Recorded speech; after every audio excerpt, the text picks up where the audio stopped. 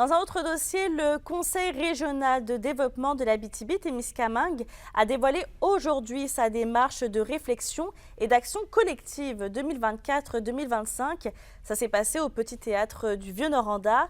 Et ces démarches et le coup d'envoi pour relancer les activités de l'organisme. Les détails avec Kimberly Hall. S'allier avec plusieurs partenaires pour faire rayonner la région, c'est l'objectif principal à long terme que se donne le Conseil régional de développement de l'Abitibi-Témiscamingue. 3 axes d'action ont été établis pour développer ce projet. Le premier, c'est vraiment lié à la réflexion, donc mettre les gens ensemble, penser à notre région, à ce qu'on souhaite, c'est quoi nos aspirations, puis sur une vision qui peut être très proche, mais aussi élargie que sur une centaine d'années.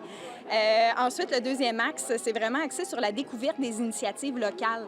Donc, on veut savoir ce qui se passe, voir les initiatives inspirantes, faire échanger les gens, mais aussi voir ce qui se fait dans d'autres régions pour pouvoir s'inspirer. Et finalement, on va travailler sur un dossier prioritaire. Donc là, l'objectif, c'est vraiment de se concerter et de tourner tout ça vers des actions concrètes en lien avec la thématique du logement. Les partenaires qui vont aider à atteindre ce plan de démarche sont le CIS de l'Abitibi-Témiscamingue, l'espace entrepreneuriat collectif, Tourisme Abitibi-Témiscamingue ainsi que la Fondation Lucie et André Gagnon. La présidente du CRDAT est satisfaite que plusieurs types d'experts se joignent à la cause. C'était essentiel que l'ensemble des partenaires régionaux se reconnaissent dans la démarche. Puis aujourd'hui, on est content d'être assis avec ces partenaires-là pour venir la présenter.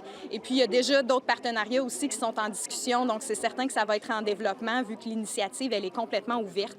Alors, on souhaite accueillir les gens, les intéresser à s'impliquer. Pour cette année, tous les partenaires ont investi un montant de 110 000 pour la réalisation des activités.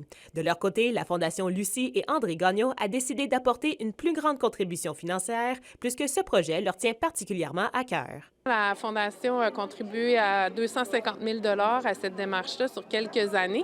Donc, c'est un premier soutien, mais on va rester très près et très impliqués pour suivre finalement leur élan et leurs besoins par la suite. Donc, la Fondation, c'est un de ces actes de soutien importants, de soutenir les collectifs qui veulent contribuer au bien-être de leur région. Donc, c'est pour ça qu'on est très content d'être partenaire de cette démarche-là. Jacqueline Bégin, président de la Conférence des préfets, est confiant que ce genre de projet va grandement contribuer à l'épanouissement de la région. C'est un avantage pour l'Abitibi-Témiscamingue, au même titre que Loisirs et Sports à Abitibi-Témiscamingue et d'autres. Vraiment, il apporte... C'est toujours important d'avoir des lieux de concertation. Le CRDAT veut faire une tournée régionale un peu partout en Abitibi-Témiscamingue pour faire connaître son plan. L'organisation souhaite aussi créer des comités pour s'attaquer aux 3 objectifs de la démarche. Kimberly Hall, RNC Nouvelles, Rouyn-Noranda.